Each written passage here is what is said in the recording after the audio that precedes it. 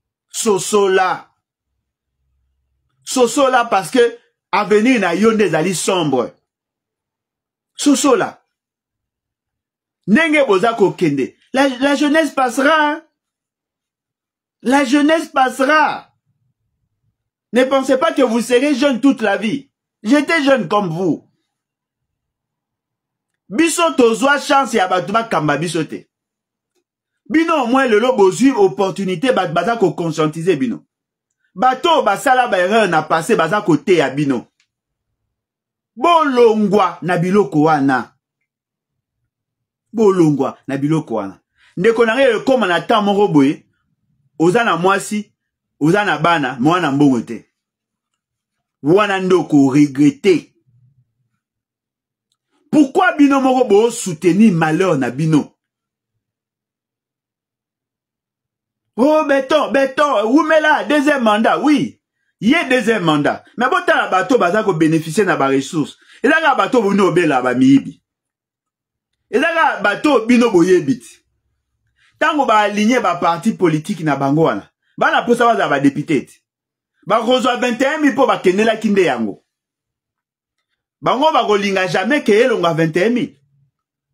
Batu o ba ye o bazaka ba miibi bobelela ka lobby. Bangwana ba komo sa ba nini ya ba série télévisée. Baza ko lakisa bino bilamba o bango bazo soma na mbongo muyibi. Baza ko lakisa bino ndenge ni baza ko vivre dans l'opulence. Mais yo mwana Congo, au lieu qu'on soit conscience, au mona ke vie à venir na ezali incertain.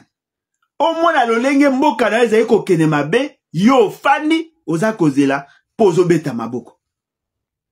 Yo osalamate po bonga. Osalamate po lia bien. Osalamate po lala bien. Osalamate po préparer à venir na yo po que lobby pe yo bala. Osalamate yo po soki ba na va vivre dans ma condition les meilleures. Yo samaga posa mongamba ya batu. Basa elaka o lokola marche pied. Elenge ya mboka na ngai telema. Telema ndeko na ngai. Telema. Tika kolala. Tika kolala. Mais ce fait c'est qu'il y a aucun sonité. À Kolobayabino, voilà, le bilan est largement positif. Mais bilan largement positif dans quel domaine? Oh non, voilà, bilan largement positif. Mais en même temps, il vous dit, je ne suis pas content de la justice parce que la justice est à malamouté. Il n'est pas content. Lui, il n'est pas content. À ces pays, il y a beaucoup de recommandations à faire par rapport à l'état de siège. Mais on a commis poser une question. L'état de siège a décrété pour permettre aux Congolais de vivre en paix, dans la quiétude. Si l'état de siège a échoué, on a perdu pratiquement un quart de mandat naïe dans les futilités. Bah, constitution état de siège, bah, Congolais va souffrir. Alors, Sabino, oh non, Rwanda, c'est notre ami, a signé un accord na Rwanda, lelo, et kangi biso na kingo. Mais moutou ya boye. Batu mususu bazako le ba. Mandat de deuxième mandat, est sûr. Oh, mais si le deuxième mandat est sûr, bah, tika ou postulate. Bah, on vote bango. Bino ne bo vote bango. Si vous vote moutou ya pouvoir, pour sa elionine. La plus grande plateforme, Bahati Lukwebo. Depuis Mobutu, Tilelo, Azaka na pouvoir. Yo, Moutou ya ozali jeune. Ozali ko aspirer lobby pe comme Moutou. Tant que Bahati sera là, toi tu seras qui? Ozaka marche pied. Olengwe wana, MLC, ka bango wana. Okei wana, IDPS, kaka bango. Soko tali wana, ezali ba Mobuti sena bana na baonde ba na pouvoir. Quand est-ce que la nouvelle génération est koyape et peut sa makanisi asika? Nazali na posa na mona de jeunes. Baza na ba ambition à renverser tendance. Ya kosala se ke bango ba kota na bokondi. E koza malamu pe bilongi asika. Oyo bazali na kati ya ba parti ya bato akala te. Ezala te lokola ngola mba eloko ya sika na nzungu akala te. Bo luka ya sika. C'est-à-dire que bon luka, ba organisation politique ya sika. Bon luka, bon renverser tendance, bon boya. Ba eto ya mabe, oh ba sala mabe. Bosala, c'est que mboka na biso est rayonné et changé. Parce que c'est qui est vrai. On vous dit souvent, la jeunesse, c'est l'avenir de demain. Mais cette jeunesse doit se préparer aujourd'hui. Hein. Et bon, jeter un regard par rapport à des grands enjeux mondiaux, hein. Même dans le niveau de la sous-région, hein. Même dans le niveau de la région, hein. Toute l'Afrique aujourd'hui, elle allait s'écouler parce qu'il y a un vent, un vent révolutionnaire. Hein. C'est-à-dire que les lignes sont en train de bouger en international. Mais la jeunesse de mon pays reste encore attentiste. À ça cause de la bas, tu vas résoudre le problème nae. Yo pendo lekisi 10 jours na yo. Nage à francophonie na espoir que oko sepela. Ba msusu ba teki bilamba, ba msusu ba teki biloko. Pour que ba kene ko participer nage à francophonie. Ozongi, okuti, na problème ezaki liboso na ba problème e bakisami. Okoki komi poser question te. Avenir na yo kozala ndenge ni. Po lelo to ana force, to ana capacité à kotambola. Ya kokene quelque part, mutako ko kabelo $10, $20, ça c'est bon. Hein? Aujourd'hui, parce que tu as la force physique. Mais il y aura un temps. Oh, que la loi de l'usure va s'imposer à vous. Personne ne viendra pour vous prendre en charge. Hein? Ozali elenge, obalate, ozali lelo ozomona ke age ezali nana. Mais tango kokoma na mwasi na bana. Ngonga ande kokoma pasi, eh? Po bolenge na yo nyonso ozolekisa na ba concert. Baza ko distraire yo na ba activité politique. Baza ko distraire yo na ba discours politique. Mais personne ne songe à ton avenir. Naza ko lobela bana na biso. Ko banda 12 ans. Ti 26 ans. Bo telema. Avenir na bino des alliés en danger. Avenir na bino des alliés en danger. Aja ko sala ekoleka. Oko koma yangonga musu ba bino voilà toza ko recruter ka bano basa na moins de 30 ans. Yo so leki. Oko sutra ope okufi po salité. O le koza na kanda. O telema pona batu baza ko mettre en doute. Baza ko komisa sombre ton avenir. Yo zo leki satana yo. Ya ko beta maboko pona bato ba ota makamu pona ba intérêt. Ya basi na bana na bango. Ndeko na ngai, combien de membres ya ba famille na bino ba komi ba candidat? Botala ba membre ya ba famille ya bato ba na pouvoir.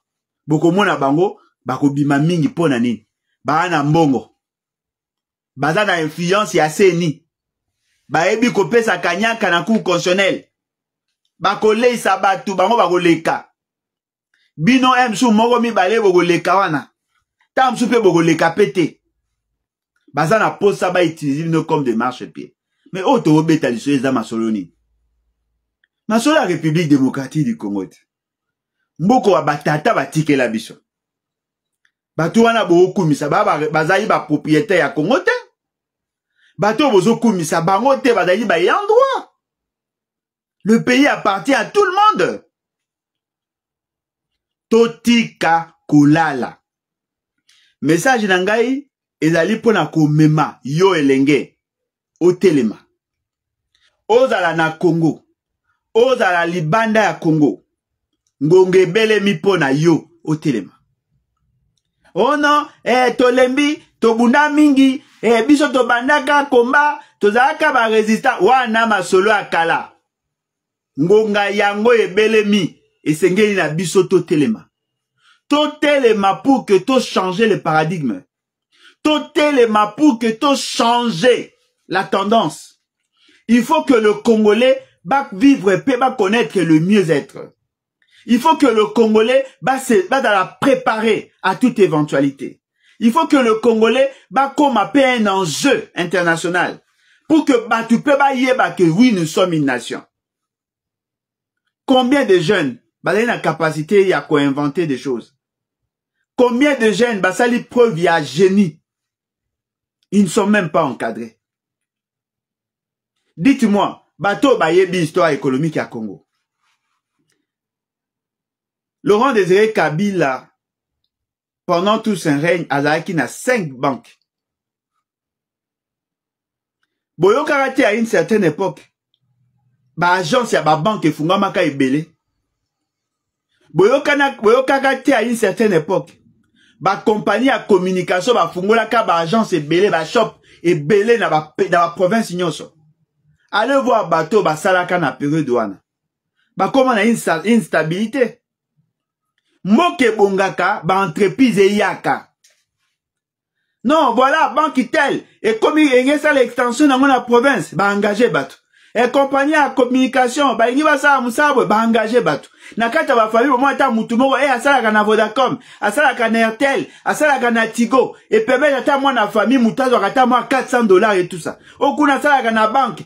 Boye bisanga, depuis Félix Tshisekedi ye, à part ba détournement, toza ko assister. Et loko nini jeunesse ya Congo, ko kanisa nango lelo.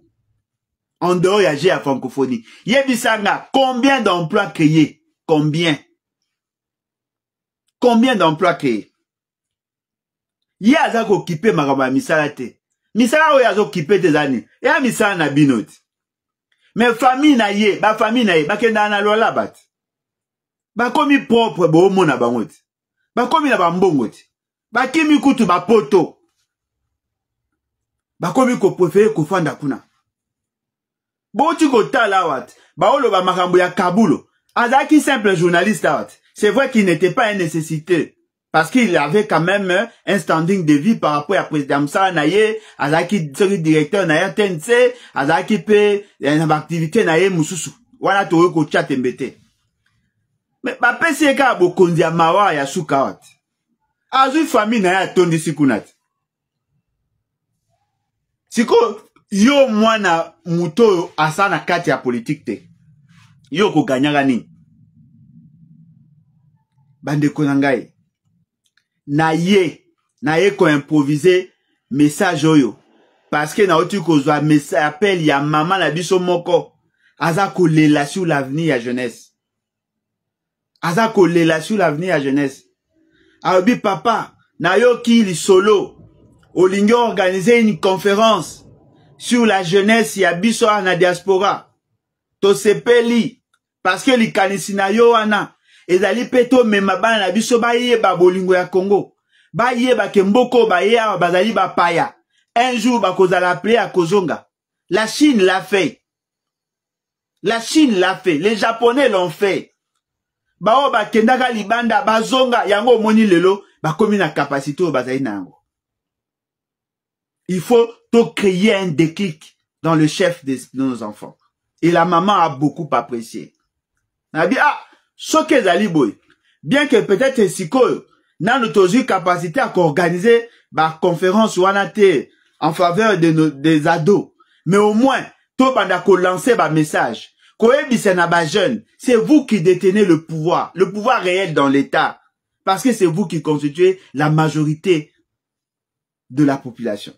Et fort malheureusement, c'est vous qui constituez la majorité des victimes de mauvaise gouvernance. Et ce qui est surprenant, c'est vous qui constituez la majorité de ceux qui applaudissent la classe politique. Bola muka ko ba nabiso, baleki nabiso, bola muka. Bola muka. Et comme une impérieuse nécessité aujourd'hui, vous qui constituez la force, bola muka. Botika kolala. Mboka et Kenemabe. Votre avenir devient de plus en plus sombre. Je ne vois pas l'État être en mesure de créer des emplois pour vous. Bolamuka.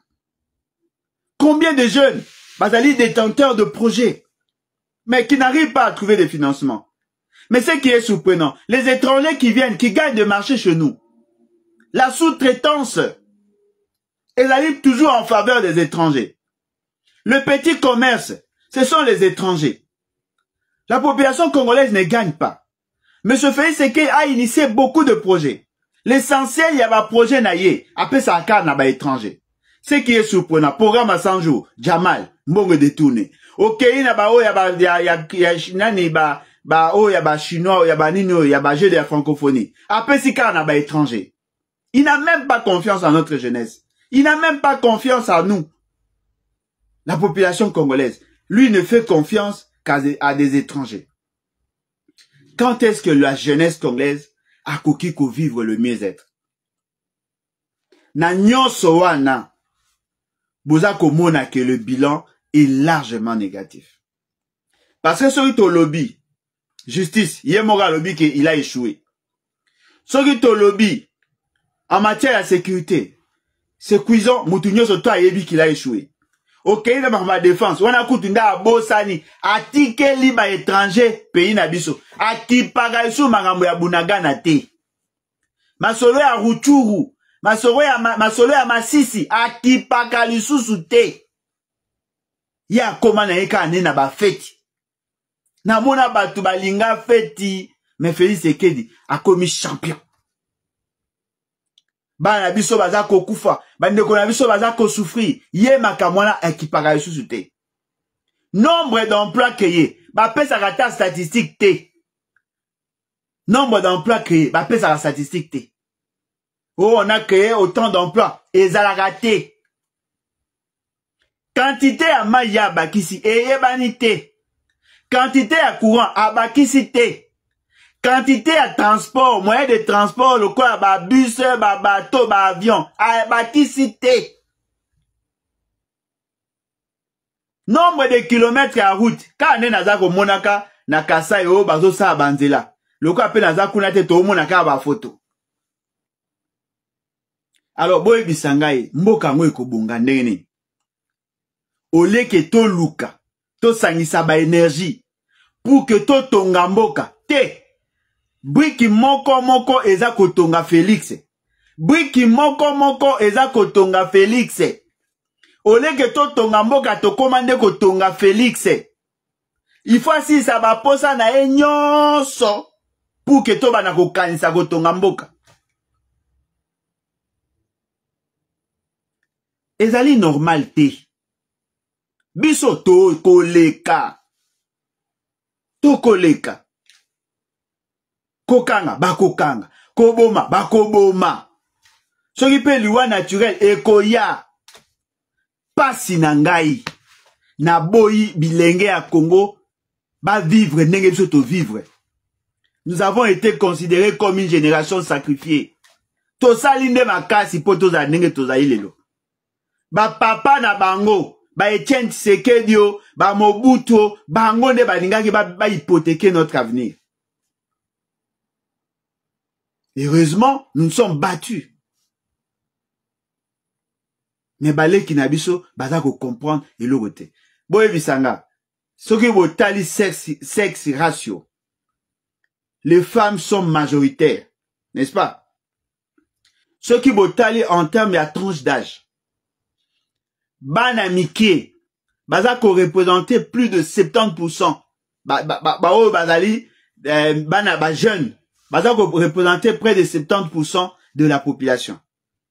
Mais les jouisseurs, Bagabata Mikolot, Félix Sekedi, jouisseur, Mbosso, jouisseur, Bahati, jouisseur, Samalukonde, ancien jeune, Olongo Anakou consonné, jouisseur, Bango Touaba, jouisseur. La plupart de ceux qui sont de jouisseurs ne sont pas de votre génération. Bino Bozan a téléphone. Boyebi makambo ya ba réseaux sociaux. Ole ke bola ki saka ba image, oye ko révolter batu. Pour que mboka na bino bima. Yo zo ko préférer ko chaka ba image ya ba vidéo ya ba musicien. Oza ko le ki saka ba temps na yo. Oza ko le ki saka ko kumi saka mutatondolo. Ndeko na ngai, mais yo mukolo nini yo ko tala avenir na yo. Bola muka boza kolala. Mboka na biso yekende mabe. Okomona mwana mususu a inventé quelque chose. Azo luka financement. Bako kipe écoute atate. Combien de jeunes toza komona ya ISTA, ya ba ISP, ya ba nyoso wana baza ko luka ba inventé ata quelque chose. Ba luka ta financement ya muke, l'état zalaka na mbongo te. Mais botu ko bimisa combien pour que vous se ça va français? Combien? Dites-moi, avec 60 millions de dollars, prenons 50 millions de dollars. Ce que vous avez payé ça à jeune moko, à 5 000 dollars. Vous en avez combien? 10 000 projets au bino bogo financé cash. Combien d'emplois bogo créé? Bande konanga, je crois que pour la lolo sukia, na la senga na bino, bo sala nyonso, bo conjuguer Félix Tshisekedi au passé. Bo longola na makalisi na bino. Ce monsieur, c'est un danger pour la République. Le lenge na ye à kota mwisambo kezali mabe. En tout cas, merci beaucoup. Bye et à la C'est vraiment belé à Kolanda Maman grâce tout sur Jumania Télévision. Dingue ka la senga et puis nous continuer à s'abonner na ko aimer. Pour la ligne te ko partager ba émission na biso. Maman grâce tout ma ligne nous tellement pas avec ko senga bino pour continuer ka na ko taper na ko partager ka ba émission na biso quant à nous et toute l'équipe de Jumania Télévision on vous dit bye et au prochain.